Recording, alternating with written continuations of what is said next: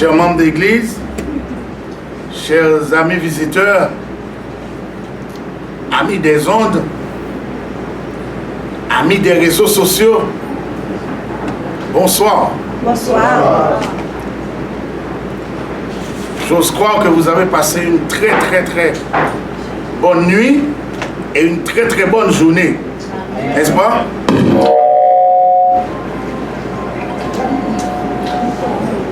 On s'est vu, pour ceux qui étaient là hier soir,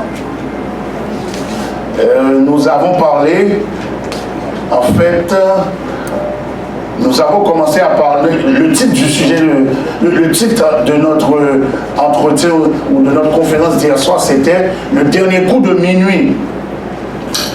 Et à travers, en fait, notre conférence, nous avons vu que Dieu utilise des signes pour annoncer son retour. N'est-ce pas merveilleux? Amen. N'est-il pas puissant? Amen. Donc, il y en a beaucoup, oui, il y a quelques visages que je reconnais qui étaient là hier soir, d'autres qui c'est la première fois qu'ils viennent ici. Nous sommes contents quand même de vous voir. Nous aimerions vous saluer. Une salutation toute particulière à nos chers visiteurs. Est-ce que je pourrais voir vos mains si... Ne soyez pas timides. Ok, merci ma soeur. Merci mon frère. Merci mon frère. Merci mon frère. Amen. Donc, j'aimerais voir la main de ceux qui ont amené ces visiteurs. Merci mon frère. Est-ce que c'est frère Obed? C'est Fénel. Oh, frère Fénel, ok. Ok, merci. Ok. Que Dieu vous bénisse. Merci. J'aimerais maintenant voir la main de nos visiteurs qui vont être là tous les soirs.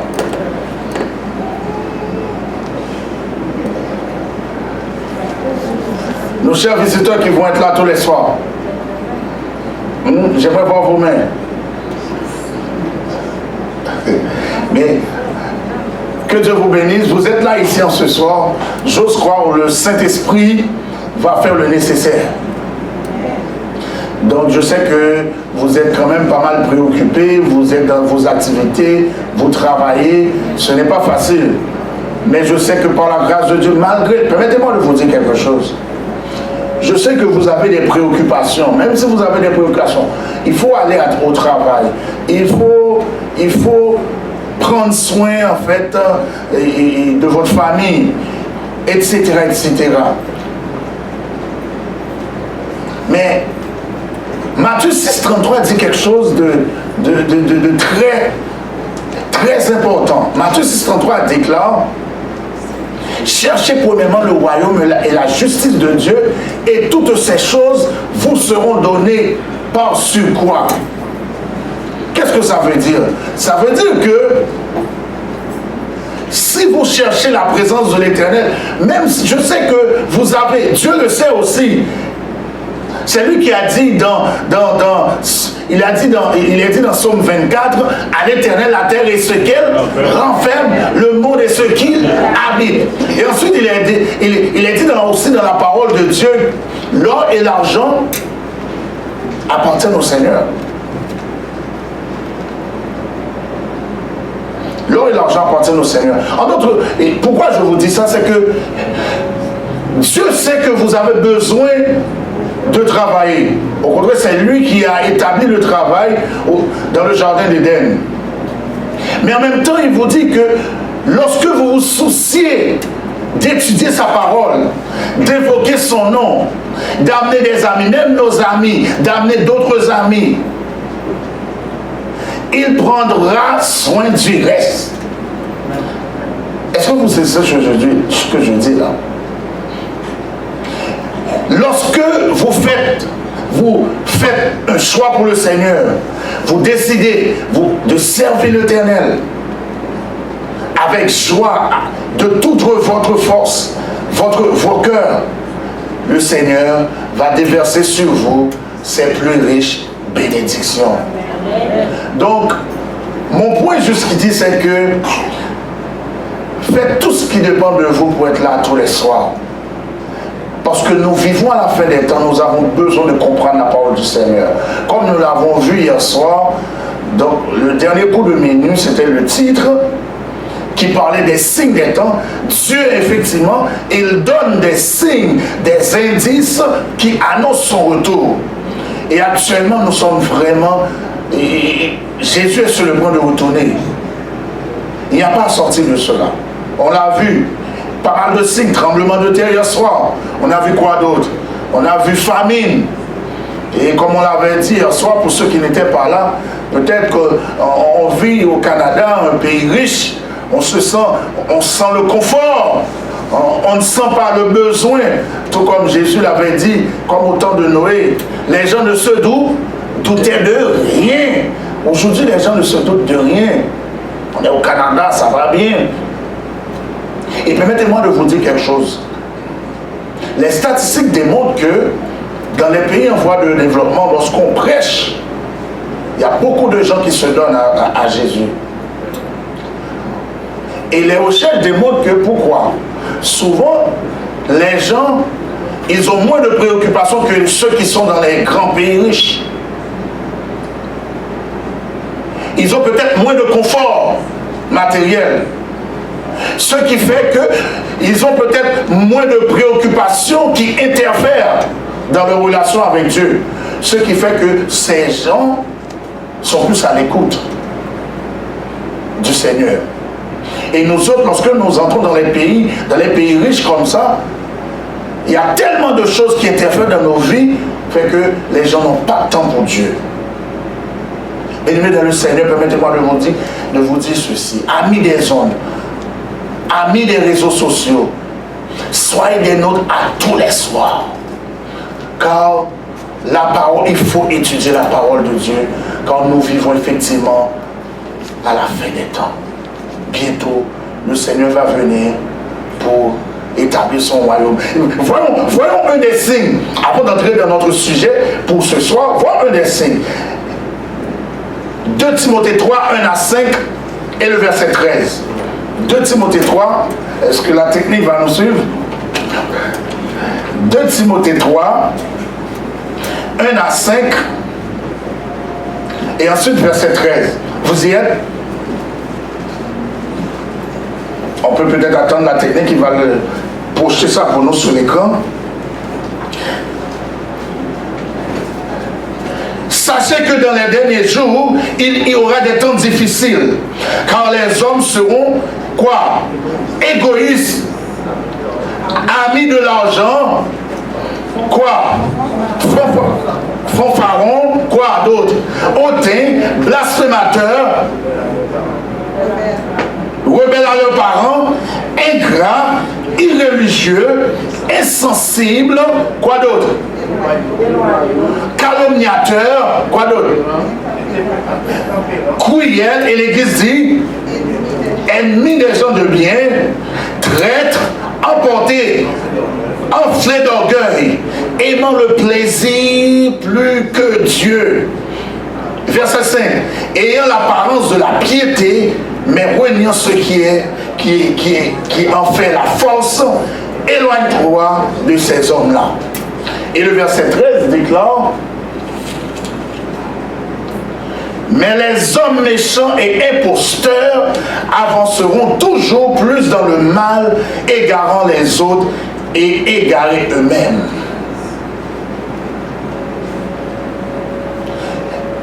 Il ne peut pas y avoir meilleure description de notre époque que ça. N'est-ce pas? Actuellement, est-ce que les hommes n'aiment pas le plaisir? Actuellement, vous ne connaissez pas des traites dans la société? Vous ne connaissez pas des gens qui sont enflés d'orgueil, n'est-ce pas? Non? Des gens qui aiment le plaisir, vous ne les connaissez pas? Des gens qui ont l'apparence de la piété. Est-ce que vous connaissez, par hasard, est-ce que vous connaissez des gens qui sont rebelles à leurs parents? Ça n'existe pas dans notre société? Ou peut-être des gens qui sont égoïstes, des gens qui sont amis de l'argent, des gens qui sont hautains, blasphémateurs. Amis de l'argent, on pourrait peut-être les appeler des mercenaires. Vous connaissez ça? Mercenaire, c'est quelqu'un, normalement, tout ce qui importe pour lui, c'est l'argent. C'est l'argent qui passe avant tout. Avant l'amitié, avant tout, avant le travail, avant l'amour, c'est l'argent. C'est l'argent qui compte. C'est son salaire qui compte. C'est un mercenaire. Vous reconnaissez une époque comme ça? Chers amis visiteurs, permettez-moi de vous dire que nous sommes bien à la fin des temps. Et la parole de Dieu n'est pas une blague. Et nous allons voir à travers, ce soir, nous allons parler, en fait, le titre de notre entretien de ce soir, c'est la statue qui mit fin aux empires de ce monde. C'est quoi le titre?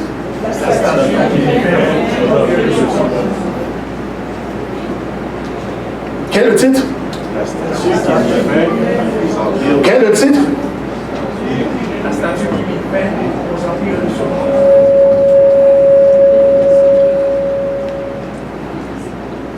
Est-ce qu'on peut projeter pour nous un petit peu le PowerPoint?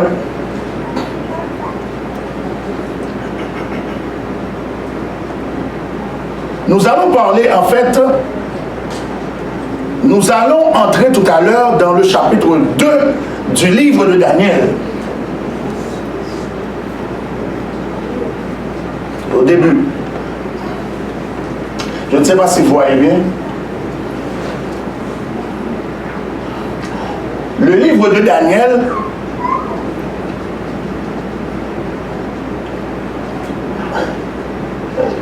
au début.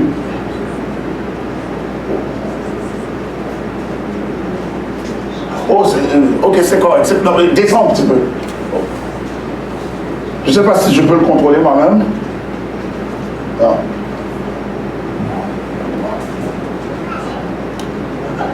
Ok. Mais descends un petit peu.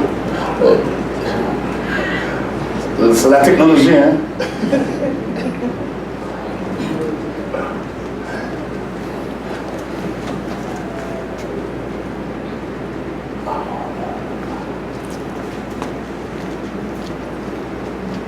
En fait, le livre de Daniel est divisé en deux parties.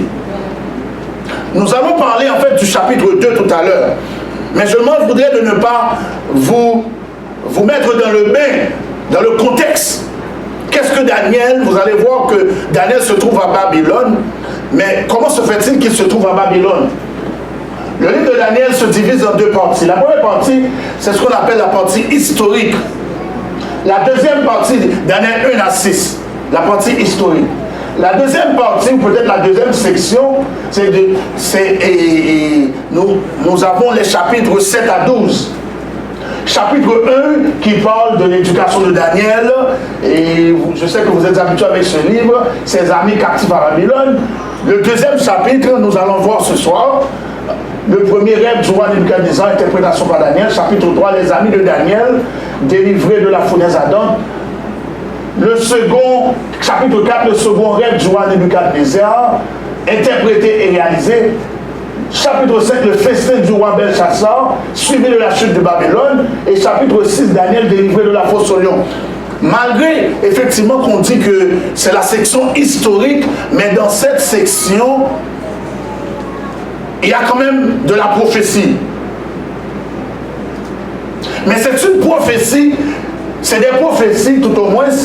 Par exemple, si on prend le chapitre 2 que nous avons parlé ici, c'est une prophétie qui concerne toute l'histoire de ce monde. À partir de l'époque de Daniel. Vous me suivez jusqu'ici? Et la section 2 nous dit que, et la section prophétique, et on va parler le chapitre 7, la prophétie des 4 animaux mythiques et de la petite corne, que nous allons voir en fait dans une de nos conférences futures. Chapitre 8, la prophétie du bélier, du bout et des 2300 soirs et matins. On va en parler. La prophétie des 70 semaines, suite à la prière de Daniel, c'est chapitre 9, chapitre 10 à 12, la prophétie des rois du Midi et du Septentrion.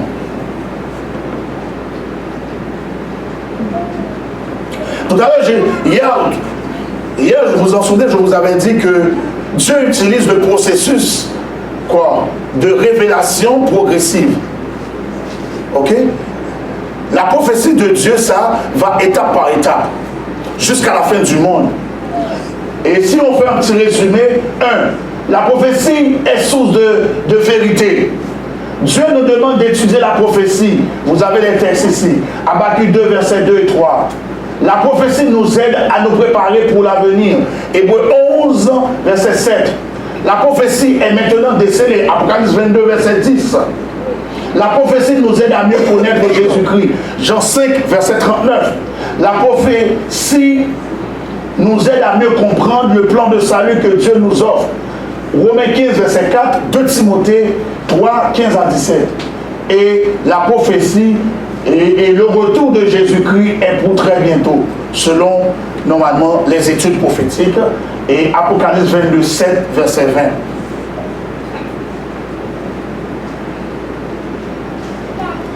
Nous allons parler de Daniel. Nous allons entrer dans le chapitre 2.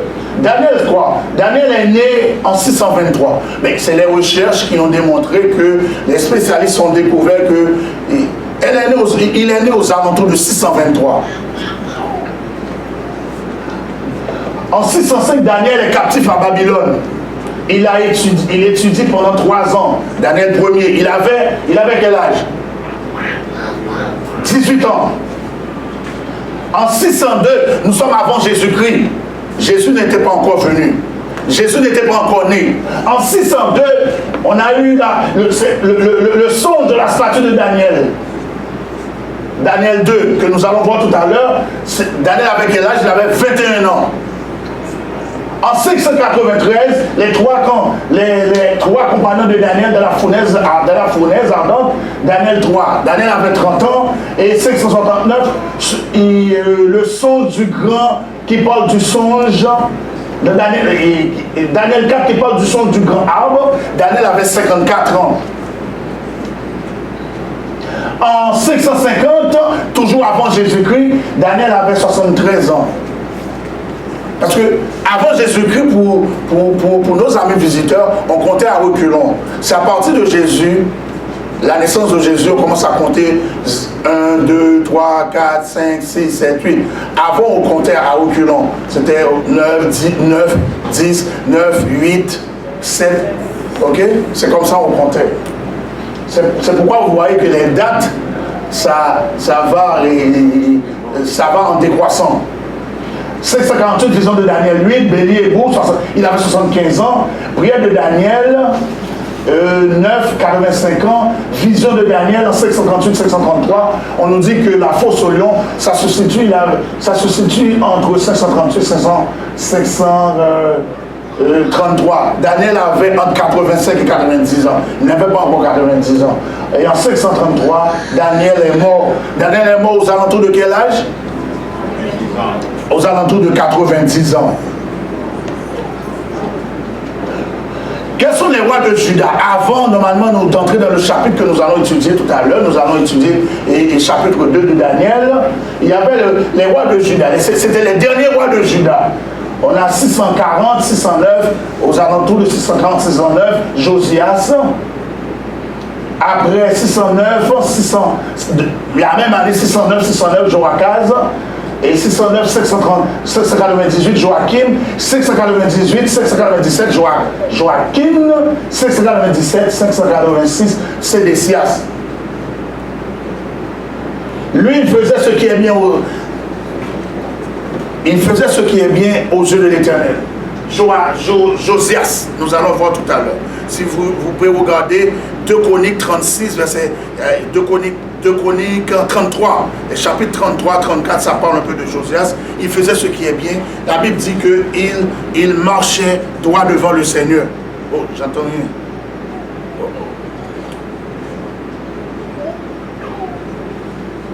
Est-ce que vous m'entendez? Ça, c'était un. Ça c'est éteint. Ensuite, empereur babylonien, nous avons en fait, comme vous voyez le tableau ici, 626, vous m'entendez bien? 626, 605 Nabucodonosor,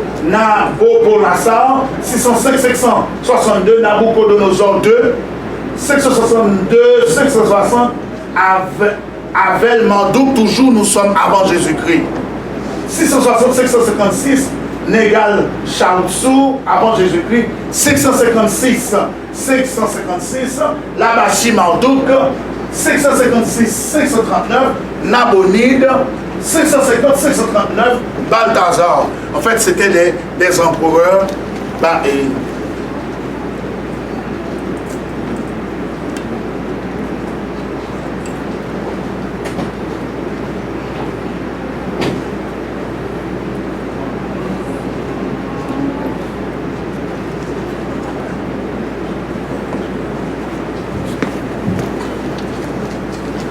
Oui. Bon, c'est des empereurs Mèdes et Perses. Si vous avez des cellulaires, vous pouvez prendre des photos.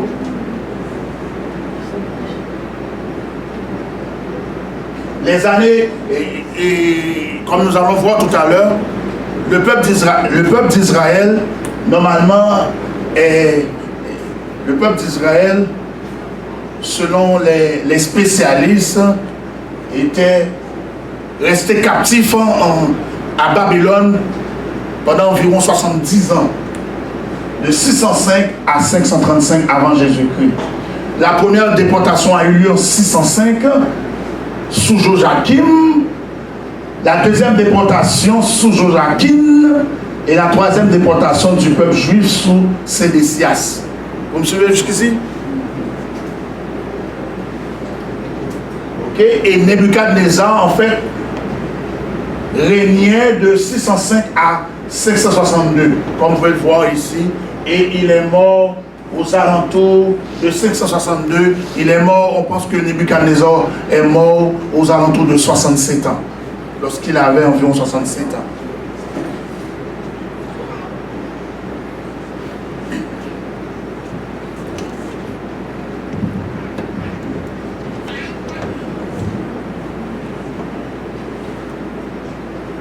Comme nous venons de le dire tout à l'heure pour ceux qui viennent d'arriver, notre entretien pour ce soir a pour titre « La statue qui mit fin aux empires de ce monde ». Josias a été le dernier roi fidèle, comme vous venez de le voir, en Juda. Après le règne de quelques mois de son fils Joachaz, de Chroniques 36, versets 1 à 4, un autre de ses fils, Joachim, a fait ce qui est mauvais aux yeux de l'Éternel. Pendant son règne de 11 ans à Jérusalem, selon 2 Chroniques 36, 5 à 8, il a été détourné par Nebuchadnezzar en 605. Cette date marque la première déportation de Juda à Babylone. C'était quand la première déportation à Babylone? 605, je vous l'avais montré tout à l'heure. Première déportation à Babylone. Joachim a été remplacé par son fils Joachim, qui n'a régné que quelques mois. Sa révolte a donné l'occasion à Nebuchadnezzar de transporter à Babylone le trésor de la maison de l'Éternel. 2 Chroniques, toujours 2 Chroniques 36, 9, 10. Le dernier roi de Juda, Sédécias, fils de Joachim et frère de Joachim, a régné environ 11 ans à Jérusalem. 2 Chroniques 36, 11 à 21. Et Jérémie, la parole de Dieu nous dit que Jérémie dans son livre donne beaucoup de détails sur sa vie.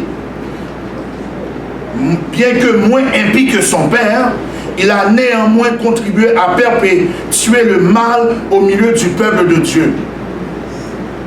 Manassé au début, il se détournait de Dieu, mais à la fin de sa vie, il s'est converti. Coupable d'avoir régné son serment de loyauté envers Nebuchadnezzar, pris au nom de l'Éternel, il a été emmené à Babylone pour y être jugé.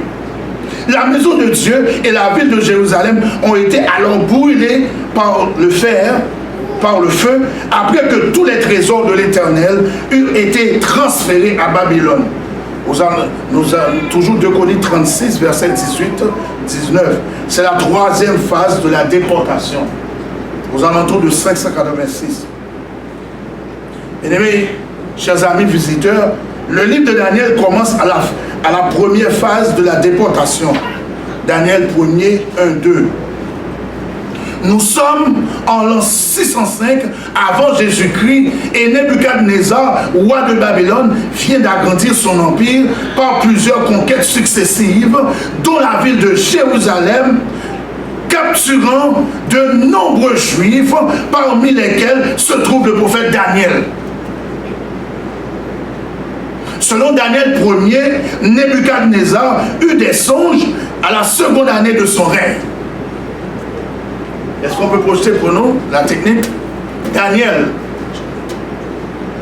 2, chapitre 1er. Nous allons commencer à voir ça. Daniel 2, à partir du verset 1er. Vous y êtes?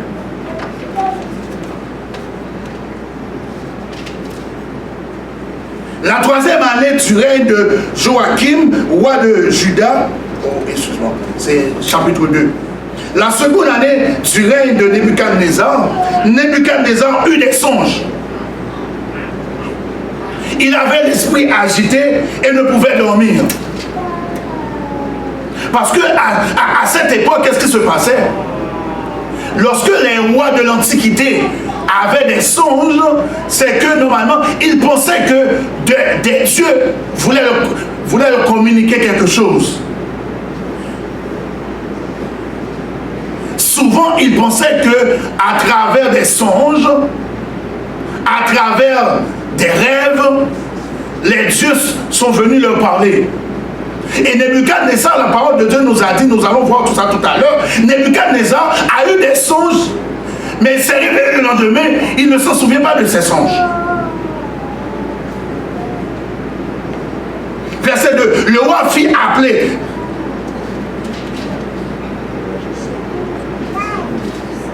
On reprend encore le verset, la deuxième partie du verset 2. Du verset 1er. Nebuchadnezzar, de verset 1er. Nebuchadnezzar eut des songes, il avait l'esprit agité et ne pouvait dormir. Verset 2. Le roi fit appeler qui? Les magiciens, qui d'autre? Les astrologues, qui d'autre? Les enchanteurs, les chaldéens, pour qu'ils lui disent quoi? Ces songes. Ils vinrent et se présentèrent devant le roi. Mais il y a quelque chose qui ne fonctionne pas. Chers amis visiteurs, bien-aimés, vous qui êtes ici en ce soir, il y a quelque chose qui ne fonctionne pas ici. Vous avez eu des songes, vous avez eu vos songes, mais est-ce que je peux savoir ce qui passe dans votre tête? Maintenant, vous décidez, vous avez eu des songes, vous décidez que vous avez oublié vos songes, mais vous décidez de m'appeler. En d'autres termes, et ce qui se passe là, on a dit que le roi fit appeler des magiciens.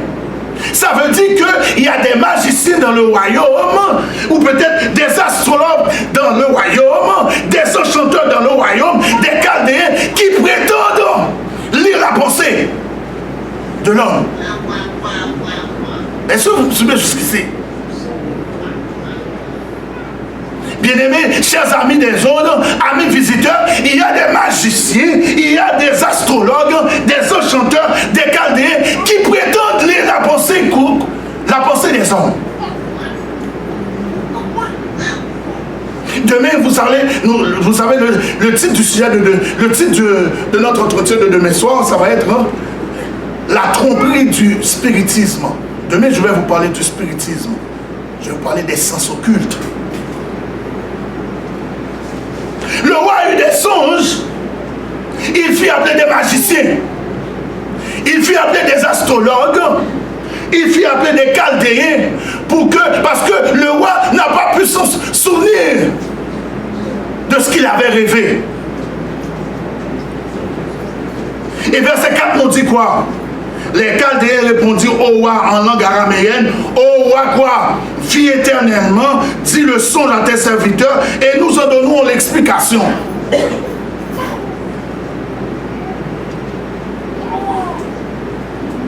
Vous voyez, ici, il y a quelque chose qui ne fonctionne pas. Vous prétendez travailler pour le roi. Vous dites au roi que vous êtes capable de lire ses pensées. Des magiciens sont dans le royaume. Ils disent qu'ils peuvent lire des magiciens, des astrologues, des enchanteurs, des Chaldéens. Ils disent qu'ils peuvent lire la pensée du roi. Mais si tu peux lire la pensée du roi, pourquoi tu demandes au roi de dire le songe, les songes? Il dit, verset 4 nous dit que les Chaldéens produisent au roi vie éternellement. Dis le songe à tes serviteurs. Et nous en donnons l'explication. Pourquoi je dois dire le songe? Mais c'est ce que... Vous allez voir. Verset 6 nous dit, mais si vous me dites le songe, on prend verset 5 avant. Le roi reprit la parole et dit aux Chaldéens, la chose m'a échappé, je vous dis. La chose m'a échappé. Permettez-moi de vous dire, bien-aimés dans le Seigneur, Apocalypse 1 nous dit quelque chose. Il y a quelqu'un dans le ciel. Vous allez voir un petit peu plus tard dans le texte. Il y a quelqu'un dans le ciel. Il y a quelqu'un dans le ciel. Il y a quelqu'un dans le ciel. On nous dit que Apocalypse 1 décrit, il dit que ses yeux sont comme la flamme, les flammes de feu. Les flammes de feu, ça veut dire rien ne lui échappe.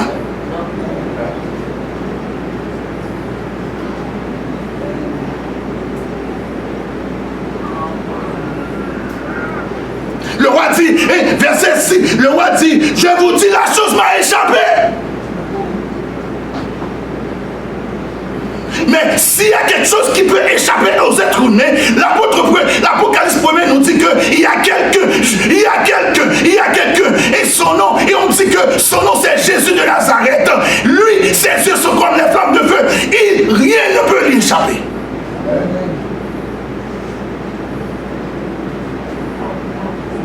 Pas grand cas échappé.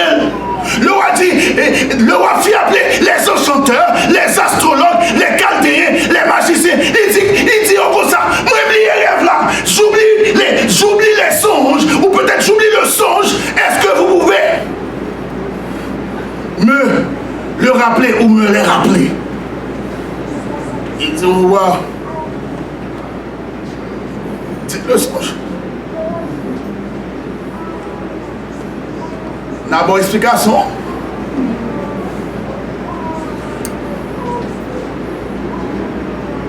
Et je ne sais pas si vous suivez. Ici,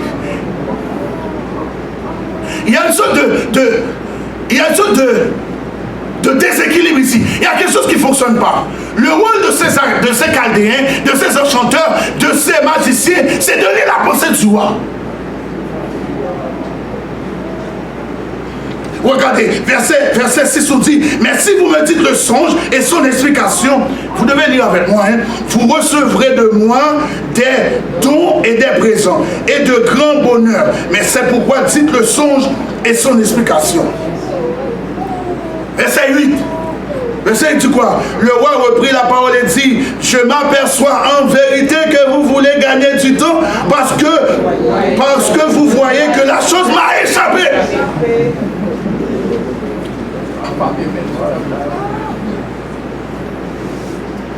Mais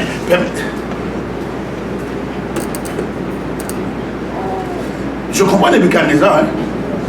Il faut être à la place de Nebuchadnezzar. Il est roi, il ne connaît pas Dieu, lui.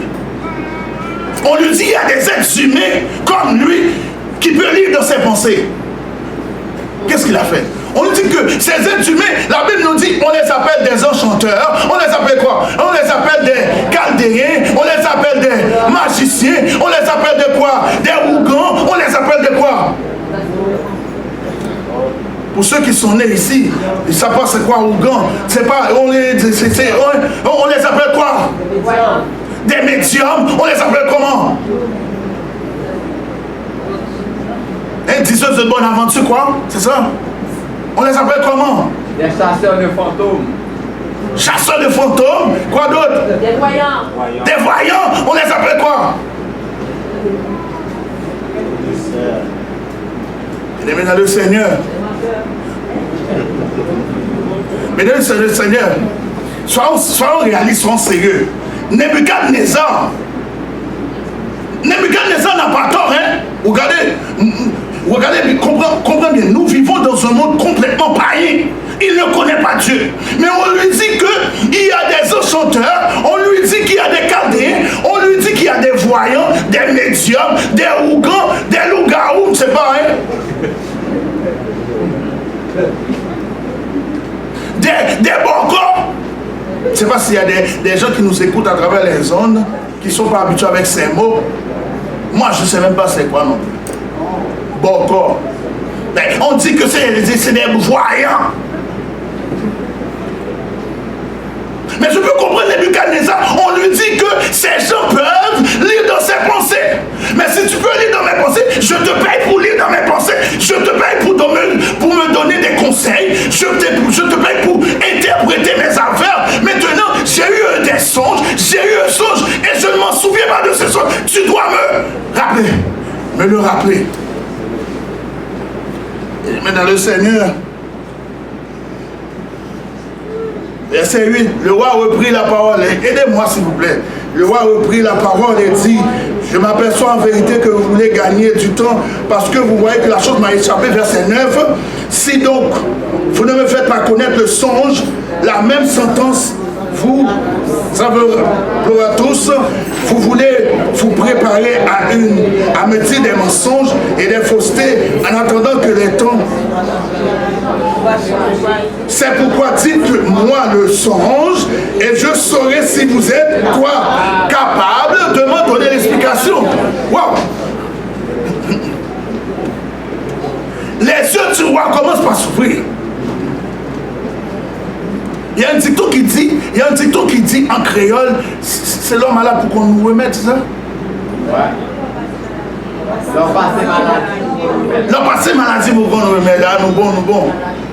Parce que le roi, tant aussi longtemps que le roi ne se trouvait pas dans ses problèmes, tant aussi longtemps que le roi ne se trouvait pas devant cette problématique d'avoir des songes et de ne pas s'en souvenir, comment pourrait-il savoir que c'est des charlatans? Comment pourrait-il savoir que c'est des menteurs? Il dit que c'est pourquoi, dites-moi le songe. Il dit que vous êtes là pour lire dans mes pensées. Dites-moi le songe d'abord. Et je saurai si vous êtes capable de me donner l'explication. Le roi a-t-il tort? Non. Nous faut comprendre, c'est un roi païen. Il vit dans un monde complètement païen. Il ne connaît même pas Dieu. Dites-moi le songe et je vous en donne quoi? L'explication. Mais le roi dit, il faut d'abord que vous dites-moi le songe et je saurai si vous êtes capable de me donner l'explication. Ensuite, verset 12. Là-dessus, le roi quoi? Le roi se mit en colère et s'irrita violemment. Il ordonna qu'on fasse périr tous les sages de Babylone. Verset 13. La sentence fut publiée. Continue. Et l'on cherchait Daniel et ses compagnons. Alors Daniel, verset 14, alors Daniel s'adressa d'une manière prudente et sensée à Arjoc, chef des et qui était sorti pour mettre à mort les sages de Babylone. Il prit la parole et dit à Arjoc, commandant du roi, pourquoi la sentence du roi est-elle si quoi? Sévère. Arjoc exposa et Daniel se rendit vers le roi et le pria de lui accorder du temps pour faire quoi? Verset 17. Ensuite Daniel alla dans sa maison et il instruisit de cette affaire Anania, Michaël et Azaria, ses compagnons. Verset 18.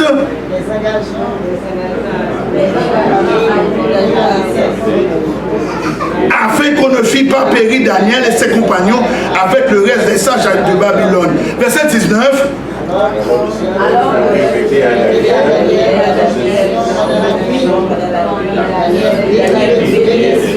Ok, on s'arrête verset 19.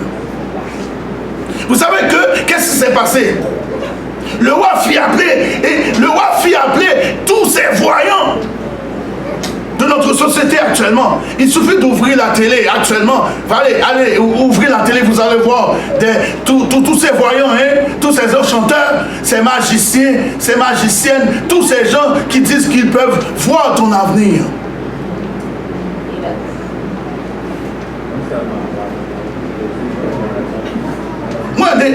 Parce que moi je suis pasteur, pour comprendre ces choses, il faut aller les écouter. Des fois je les écoute, je dis oui, je vois, oui c'est ça, hein. Et puis tout est positif. Oui, je vois, oui ça ira vraiment bien ta vie là, oh ça va vraiment bien. Oui, je vois que, oui c'est ça. Oh oui, oui. Tu sais ce qu'ils ont fait? Ils recueillent toutes sortes d'informations de vous et après ils vont les ressortir. Oui, c'est ça, votre belle-sœur. Mais vous l'avez déjà dit d'après. Il vous avait posé beaucoup de questions, elle. Vous avez déjà dit que vous avez une belle-sœur. Après, vous dites oui, votre belle-sœur. Oui, votre belle-sœur qui habite en Afrique, au Congo. Vous lui avez déjà dit ça, mais vous n'êtes pas sourd. Mais ils ont des trucs pour vous brouiller. Et c'est ce que faisaient ces Galkéens, ces magiciens. Ils demandaient au roi, dites-nous le songe.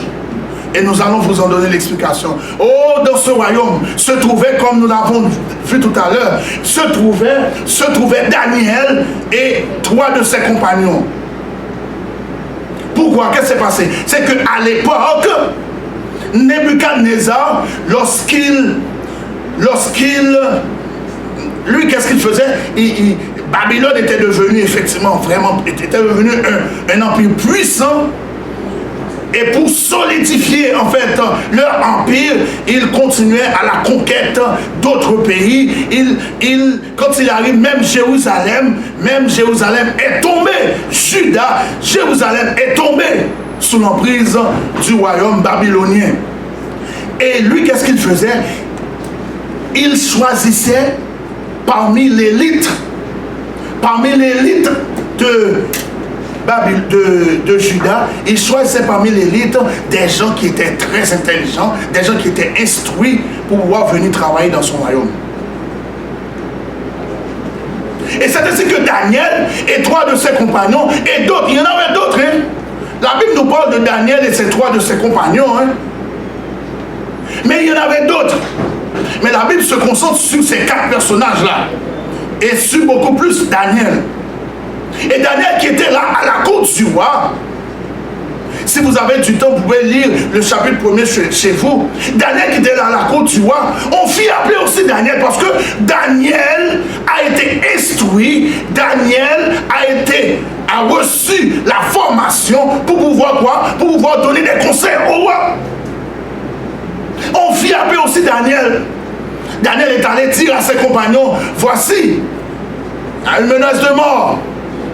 On veut tuer tous les Chaldéens, les enchanteurs. Quoi d'autre?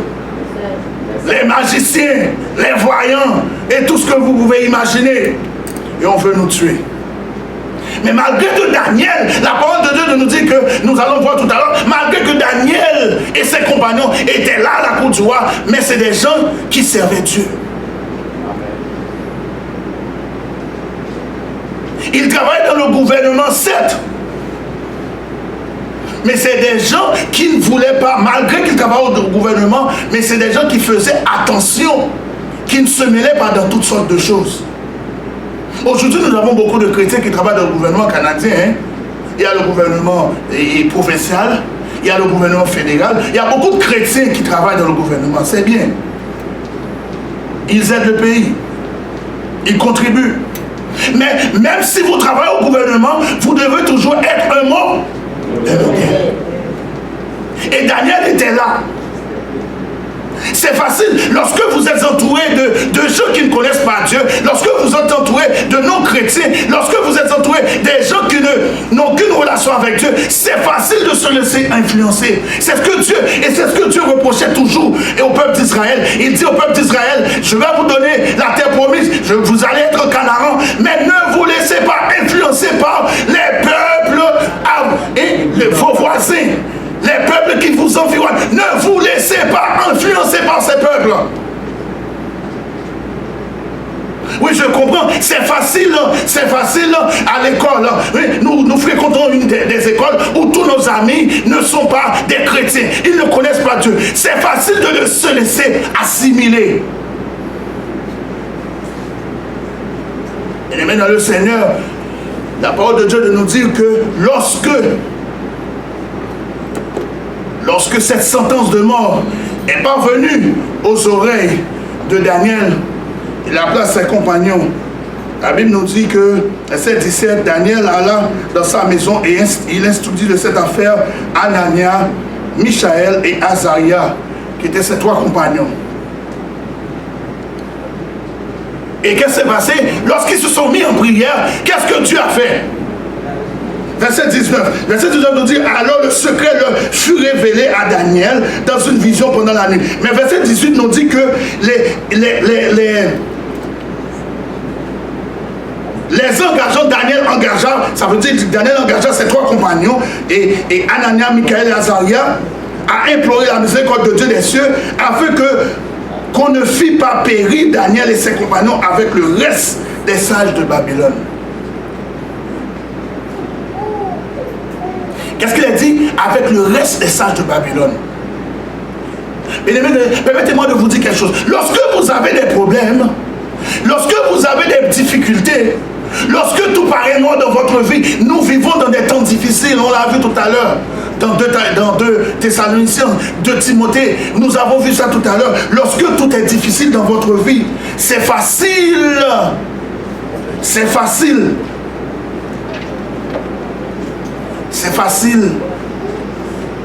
de tomber. C'est facile d'aller voir les païens. C'est facile d'aller voir des gens qui ne connaissent pas Dieu. C'est facile normalement d'aller raconter nos affaires aux autres. Mais la parole du Seigneur nous dit que nous avons vu à travers Daniel et ses compagnons en difficulté, en face d'une sentence de mort. Qu'est-ce qu'ils ont fait? Ils n'ont même pas paniqué. Ils sont allés voir le Seigneur. Oh, une leçon théologique qu'on pourrait tirer dans cela, c'est que dans les moments les plus sombres de votre vie, jetez-vous aux pieds du Maître. Il a toujours une solution pour vous. Oh, je comprends. Il y a des choses qu'on vous avertit dans votre vie. Vous êtes allé voir un professionnel de la santé, une infirmière, un médecin, etc. On vous annonce un diagnostic sombre. C'est difficile de prier après. Je comprends, c'est difficile de prier après. On vient vous dire que votre mari s'est fait frapper par une voiture, ou peut-être on vient vous dire qu'on a kidnappé votre enfant. C'est difficile de se jeter à genoux pour prier. Quand on vous dit que, pendant que vous êtes ici, on vous dit actuellement, vous dans un autre pays, on vous dit que normalement votre mari a été kidnappé et on demande 100 000 $.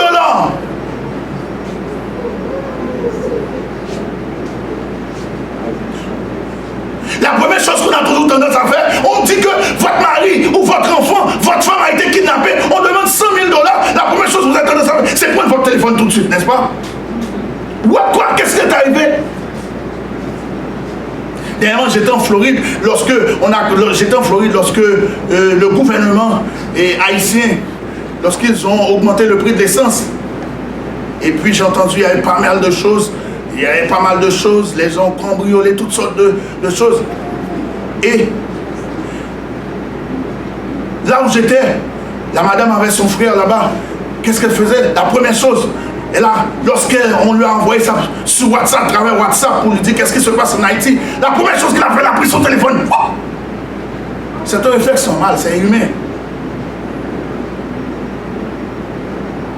Et j'en ai d'autres qui ont dit, wow, j'ai ma soeur en Haïti, j'ai mon frère en Haïti, il faut que j'appelle tout de suite. Mais permettez-moi de vous dire, à travers l'exemple de Daniel et ses compagnons, lorsque les choses paraissent difficiles dans votre vie, la première chose qu'il faut faire, c'est de vous jeter à genoux, de vous jeter au pied du Maître pour avoir conseil. Pour que Dieu puisse vous révéler ses solutions. Et lorsque Daniel, nous venons de le voir, lorsque Daniel Daniel, versets 18 et 19, lorsque Daniel et ses compagnons se sont mis en prière, est-ce qu'ils n'ont pas eu une solution? Amen. La solution, mes amis, dans le Seigneur. Chers membres d'église, amis des réseaux sociaux, la solution se trouve au pied du Maître. Alors Jésus déclare prier sans cesse. Une autre fois, je pourrais développer ça avec vous. C'est quoi la prière? Souvent, les gens ne comprennent pas c'est quoi la prière. Prier sans cesse. Oh, il a dit, il faut avancer. Il a dit que, nous allons tout de suite au verset 27. Verset 27 nous dit que Daniel répondit en présence du roi et dit, ce que le roi quoi demande est un secret que les sages, les astrologues, les magiciens, les devins, les enchanteurs, les quoi d'autre, les voyants, les médiums ne sont pas capables de découvrir. Oh. Mais il y a dans les cieux, il y a dans les cieux, la parole de Dieu nous dit, verset 28, il y a dans les cieux un Dieu qui révèle les secrets et qui a fait connaître au roi Nebuchadnezzar ce qui arrivera dans la suite des temps. Voici ton songe et des visions que tu as eues sur ta couche. Amen. Amen. Dieu.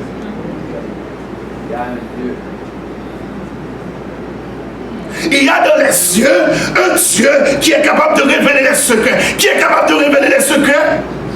Est-ce que ce sont les Chaldéens? Non. Oh, je suis heureux de vous dire en ce soir, en ce dimanche du 5 août 2018, je suis heureux de vous dire que les magiciens ne sont pas capables de révéler le secret. Les magiciens, les enchanteurs ne sont pas capables de lire dans la pensée. Je suis heureux de vous dire que les voyants ne sont pas capables de lire l'avenir. Je suis heureux de vous dire en ce jour, en ce dimanche 5 août 2018, que les magiciens et les médiums ne sont pas capables de vous révéler les secrets de l'avenir, de lire dans vos pensées. Mais il y a une seule personne, il y a un seul être, il y a une seule superpuissance, il y a l'ultime superpuissance.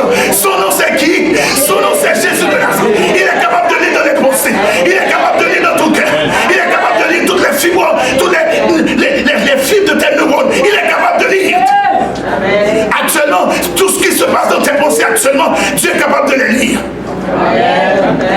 Dieu. Soit l'Éternel.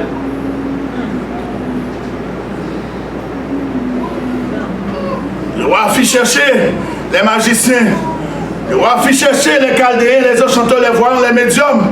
Ils ont dit au roi, dites le songe. Et nous allons vous en donner l'explication. Mais lorsque Daniel, la parole du Seigneur de nous dire que lorsque cette sentence de mort est parvenue aux oreilles de Daniel et ses compagnons, ils se sont tout de suite jetés aux pieds du Maître et Dieu les a révélé le secret. Amen. Oh, verset 30 nous dit que verset 30. Si ce secret m'a été révélé, ce n'est point qu'il y ait en moi une sagesse supérieure à celle de tous les vivants, mais c'est afin que l'explication soit donnée au roi et que tu ne connaisses les pensées de ton cœur.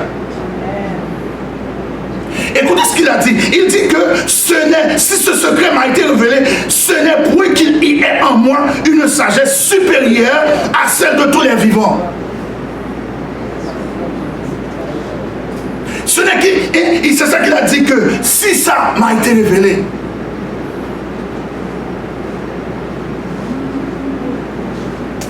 il y en a qui pensent que il y en a qui pensent que parce que ils sont capables de tromper les autres, des charlatans qui pensent qu'ils sont capables de révéler le futur,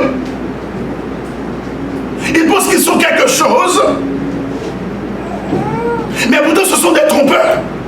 Et remarquez que ici que Daniel dit que si ça m'a été révélé, si ce secret m'a été révélé, ce n'est pas parce que je suis supérieur à toi, mais c'est parce que il y a quelqu'un dans le ciel. Des fois, est-ce que je peux dire ça en créole? Vous entendez des bagailles, vous entendez des femmes qui viennent tout ça. Je dis, wow! Et tel c'est Intel, c'est loup-garou. Joël traduit en français tout à l'heure. Intel, c'est gros loup-garou, gros diable. Oui, on me raconte ça souvent. Des fois, on est venu vous dire que... On m'a raconté une fois, quelqu'un, c'est un chrétien, mais on voulait lui faire du mal. On n'a pas pu arriver à lui faire du mal. Et un jour, une personne est venue lui dire, au petit garçon non même, au petit garçon non, au petit monde non, au petit monde petit non. Et pourtant, si mon petit non mais l'Éternel. Amen. Alléluia. On vous dit que vous n'êtes pas n'importe qui. Et ce qu'ils ne comprennent pas, c'est que on n'a aucun secret. On n'a rien de spécial. C'est que tout ce qu'on a de spécial, c'est que nous croyons qu'il y a un Dieu dans le ciel qui peut révéler les secrets. Il y a un Dieu dans le ciel qui peut protéger ses enfants. Il y a un Dieu dans le ciel qui dit que ne promène pas des regards secrets. Il dit que 1000 tombent à ton côté, 10 000 à ta droite, de son 91. Que 1000 tombent à ton côté, 10 000 à ta droite, tu ne seras pas raté. De tes yeux seulement, tu regarderas la rétribution des méchants. C'est ce qu'ils ne comprennent pas. Ils ont tout pas petit garçon, ils ont tout pas petit monde, ils ont tout pas n'importe qui. Mais ce qu'ils ne comprennent pas, c'est que tu marches à genoux. Tu marches à genoux. Tu es toujours sur tes genoux. C'est que lorsque tu es toujours sur tes genoux, c'est que Somme 34, le 10, verset 8, l'ange de l'Éternel campe au-dessus de ceux qui le craignent, il les arrache aux dents.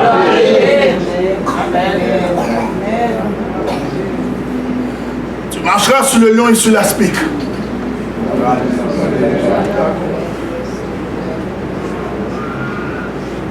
Si tu traverses les eaux, tu te submergeras en point.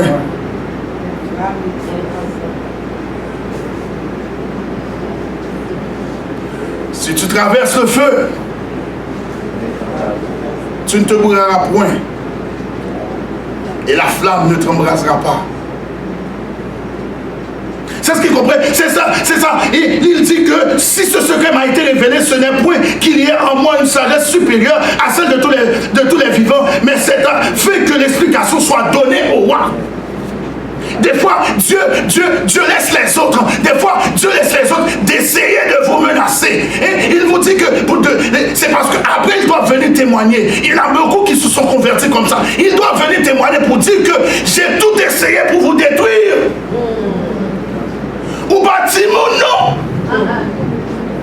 Mais à ce moment, lorsqu'ils vont voir qu'ils ont tout fait pour vous détruire, votre vie va devenir témoignage. Amen. Pour convertir beaucoup d'autres.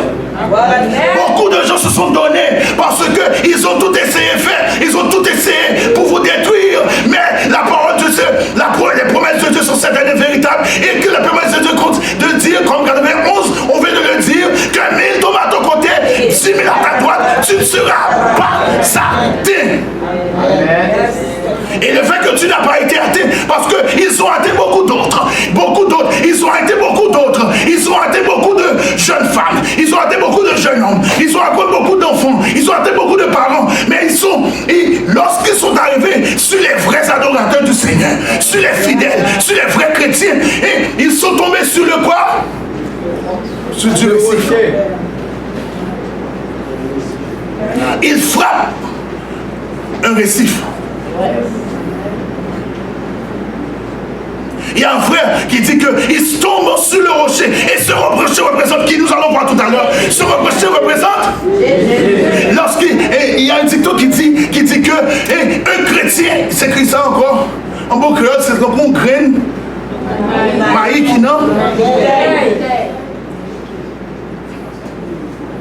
Un grain de maïs qui se trouve dans une bouteille, normalement, la poule peut essayer. Le coq peut tout faire pour trouver ce grain de maïs. Il n'arrivera jamais à l'atteindre. Jusqu'à ce qu'il bec les casse. Non, Jésus. Et mesdames, le Seigneur, je suis heureux de vous dire ce soir que l'Éternel représente cette bouteille. Le roi déclare, il veut faire tomber tout le monde. Mais il y a un Dieu dans le ciel qui peut révéler le secret. Et son nom c'est Jésus de Nazareth. Il faut avancer pour terminer.